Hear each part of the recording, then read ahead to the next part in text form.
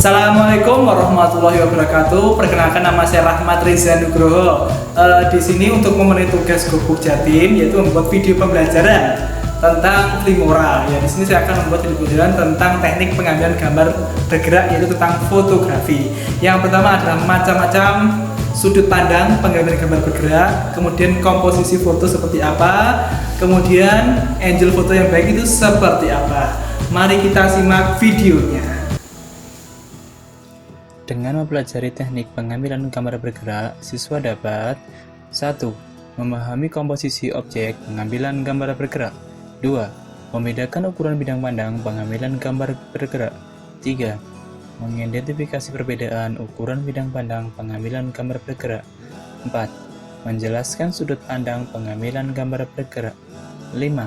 Mengetahui pergerakan kamera saat pengambilan gambar bergerak. 6. Mengimplementasikan teknik pengambilan gambar bergerak. Apa itu komposisi dalam pengambilan gambar bergerak?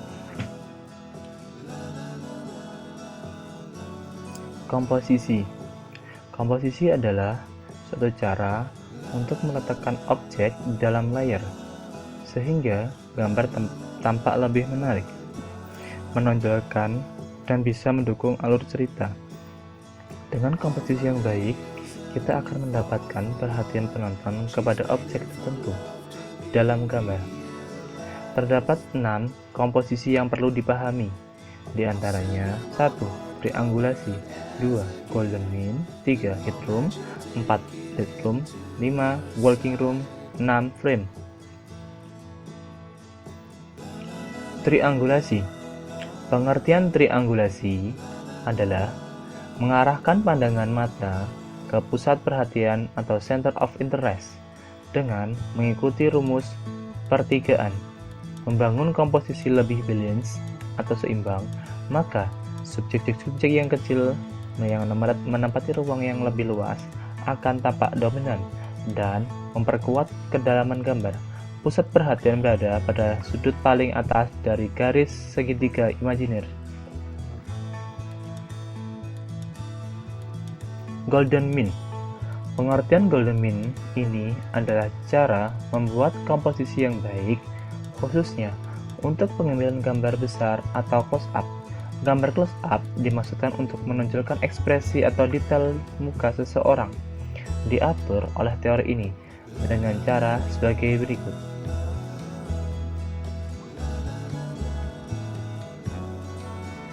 Headroom. Headroom adalah ruang kosong yang berada di atas kepala, yaitu jarak antara ujung objek dengan tepi atas layar televisi. Ruang atas kepala ini harus masuk dalam komposisi kamera. Pertama, gambar too little headroom, too much headroom, proper headroom.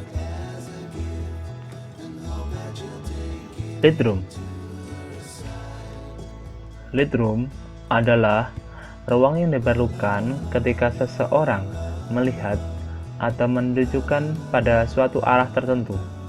Pada saat seseorang melihat atau menunjuk, maka ruang kosong harus tersedia pada arah yang dimaksud. Tanpa newsroom, gambar akan tanpa aneh dan tak seimbang.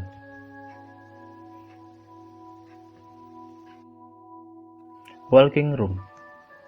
Walking room adalah jarak yang tersisa ketika seseorang bergerak pada arah tertentu. Tanpa walking room, seseorang akan tampak terhalangi atau terhenti oleh tepi layar, sama seperti lead room.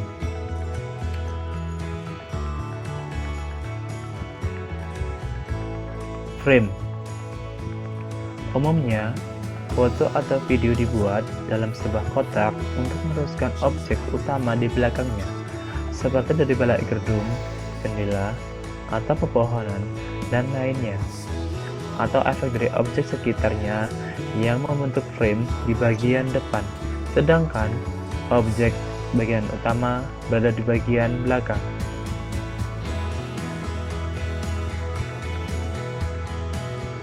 Ukuran bidang pandang. Bidang pandang atau framing adalah langkah pengambilan gambar yang menentukan luas bidang pandangan suatu objek utama dan objek lainnya dalam hubungan dengan latar belakangnya. Macam-macam ukuran bidang pandang pengambilan gambar bergerak, yaitu 1. Extreme long shot, 2. Medium long shot, 3. Medium shot, 4. Medium close up, 5. Close up, 6. Big close up, 7. Extreme close up, 8. Two shot. Extreme long shot. Sudut pengambilan gambar diambil dari jarak yang sangat jauh dan luas. Yang ditonjolkan bukan objek lagi tetapi latar belakangnya. Dengan demikian, dapat diketahui posisi objek tersebut terhadap lingkungannya. Medium long shot merupakan teknik pengambilan gambar dengan jarak dekat daripada extreme long shot dan long shot. Manusia biasanya ditampakkan dari lutut sampai atas kepala. Latar belakangnya pun nampak sebanding. Medium long shot juga dikenal sebagai tembakan 3/4. Medium shot. Teknik ini akan memvisualisasikan setengah dari keseluruhan bidikan objek manusia, misalnya dari ujung kepala hingga pinggang objek atau seseorang. Fungsi dari teknik ini ingin menyampaikan keadaan objek beraktivitas. Medium close up. Sudut pengambilan dari jarak sedang jika objeknya orang yang terlihat hanya separuh badannya saja, dari atas dada ke atas. Medium close up ini paling sering digunakan dalam televisi. Medium close up kebanyakan digunakan pada tayangan berita. Fungsinya untuk mempertegas profil seseorang sehingga penontonnya jelas.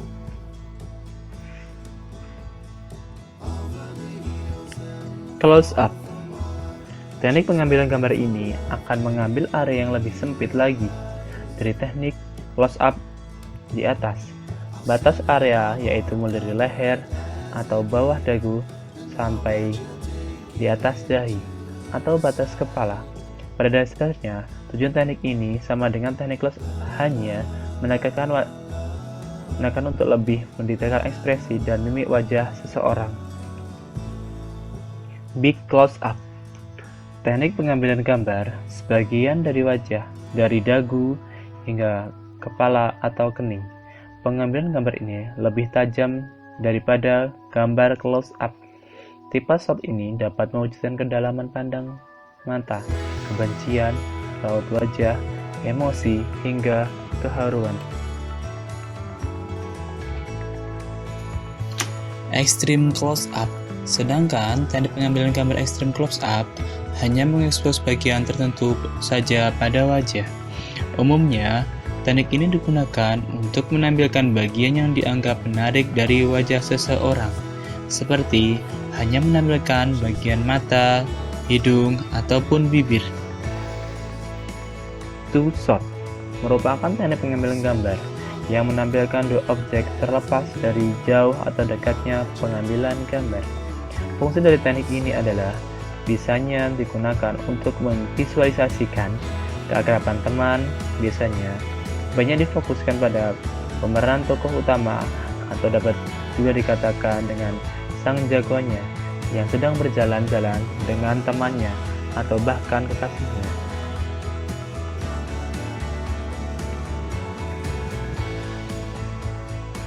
Sudut pengambilan gambar. Kamera angle adalah suatu sudut pandang dalam pengambilan gambar suatu objek, pemandangan, maupun sebuah adegan. Dengan sudut tertentu, kita dapat menghasilkan suatu shot yang menarik dengan perspektif yang baik dan unik, dan menciptakan kesan tertentu pada gambar yang disajikan. Sudut pandang pengambilan gambar dibagi menjadi 4, yaitu 1. Bird's eye view, 2. Eye level, 3. Frog eye, 4. Low angle. Bird's eye view. Sudut pengambilan gambar ini posisinya objek di bawah atau lebih rendah daripada kita berdiri. Biasanya, Sudut pengambilan gambar ini digunakan untuk menunjukkan apa yang sedang dilakukan oleh objek, elemen apa saja yang ada di sekitar objek, dan memberikan kesan perbandingan antara overview keseluruhan lingkungan dengan POI (Point of Interest).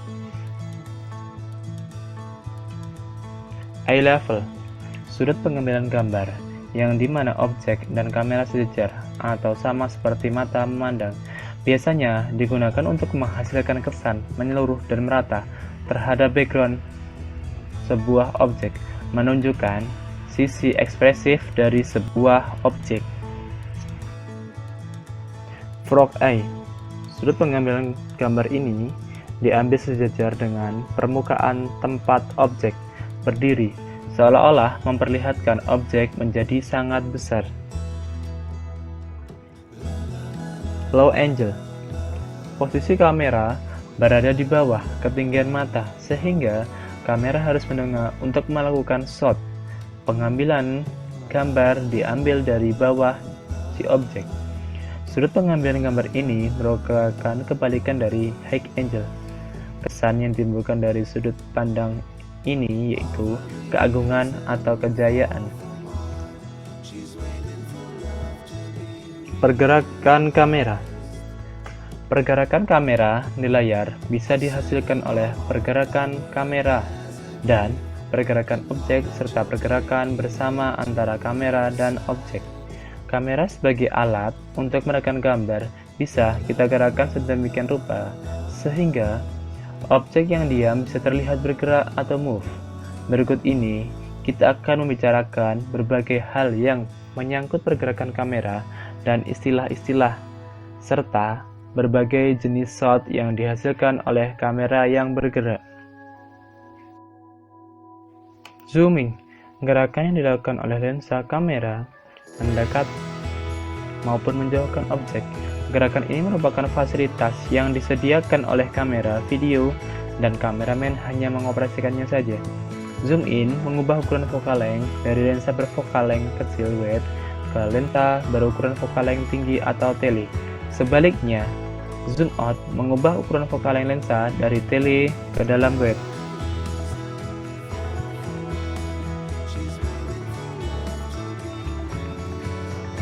Panning, yang dimaksud dengan gerakan panning yaitu kamera bergerak dari tengah ke kanan atau dari tengah ke kiri. Namun, bukan kameranya yang bergerak, tetapi tripodnya yang bergerak sesuai arah yang diinginkan. Pan right adalah pergerakan menyamping ke kanan. Pan left adalah pergerakan menyapu ke kiri. Tilting, teknik pengambilan gambar dengan cara menggerakkan kamera mengikuti arah objek untuk melakukan pergerakan dari atas ke bawah disebut tilt down, atau sebaliknya, dari bawah ke atas disebut tilt up. Teknik ini tidak hanya orang saja atau benda-benda lain, ataupun bisa dilakukan dengan maksud untuk mendramatisi suasana agar pemirsa atau penonton dibuat penasaran, memberikan kesan dramatik. Crabbing. Crabbing adalah gerakan kamera mendatar, menyamping, ke kanan atau ke kiri terhadap objek yang diam. Jika kamera bergerak ke arah kanan, dimaksud adalah crab right. Sementara jika kamera bergerak ke arah kiri dinamakan crab left.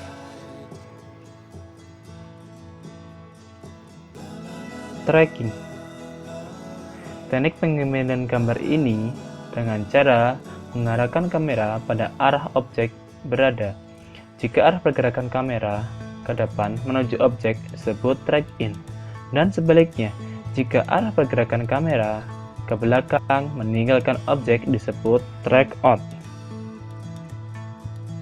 Pedestal adalah pengambilan gambar dengan pergerakan badan kamera menggunakan alat penyangga atau pedestal crane. Pedestal adalah pergerakan kamera di atas pedestal yang bisa naik atau diturunkan. Sekarang ini banyak digunakan portal Jeep Traveler atau pedestal up, kamera dinaikkan, pedestal down, kamera diturunkan.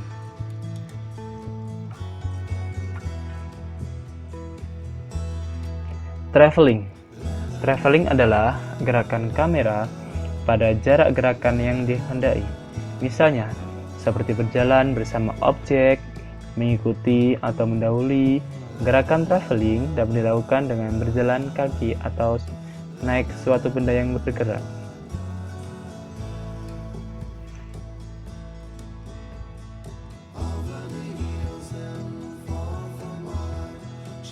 Penjelasan saya yaitu tentang teknik pengambilan gambar bergerak, yaitu macam-macam teknik pengambilan bergerak, mulai dari sudut pandang pengambilan gambar bergerak, angle foto, kemudian komposisi foto baik seperti apa gitu. Tentunya kalian sudah sangat jelas kan, karena dilengkapi dengan beberapa foto dan tampilan yang bagus. Oke, nanti bila ada pertanyaan bisa tanyakan di saya. Oke, saya akhiri pembelajaran hari ini. Semoga bermanfaat. Wassalamualaikum warahmatullahi wabarakatuh.